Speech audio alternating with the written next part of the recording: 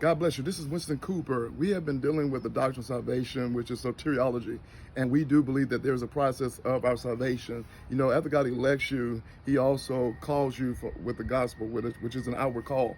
That outward call of the gospel brings upon an inward response. Then response is a sign of regeneration. Regeneration brings upon conversion, and then there is justification and also adoption, where God adopts you as a son of God. Then there's sanctification, then there's perseverance, and then there's glorification. But after we understand the process of our salvation, there is another principle I want you to understand. In our Reformed faith, the Reformed tenets, we believe in Sola Scriptura, Scripture alone, or you can say Nuda Scriptura, bare Scripture, which means that whatever was written in the 66 books of the Bible as our canon is our rule of faith. We must apply and appropriate the principles that was given to the apostles as well as the ancient prophets concerning our salvation. We must apply that to our lives.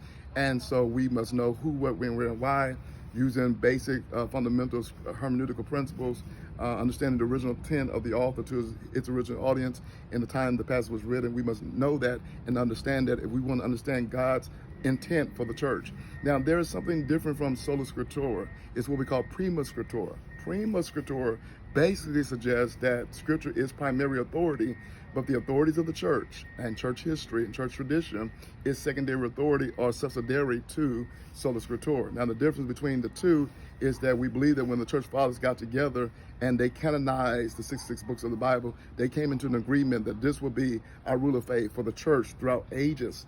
Now, whenever you become Prima Scriptura, you can easily tend to go into existential interpretations or hermeneutics, which will cause you to violate Scripture, and you'll break your agreement. So any bishop, any apostle, any fivefold ministry that disagrees with Sola Scriptura, or the Scripture that was given to the church fathers for our rule of faith, is in violation of exegesis and Scripture. So we must apply Sola Scriptura to our lives if we want to become conformed to the image of Christ. And beyond that Sola Scriptura, we can consider other resources and other authorities. God bless you.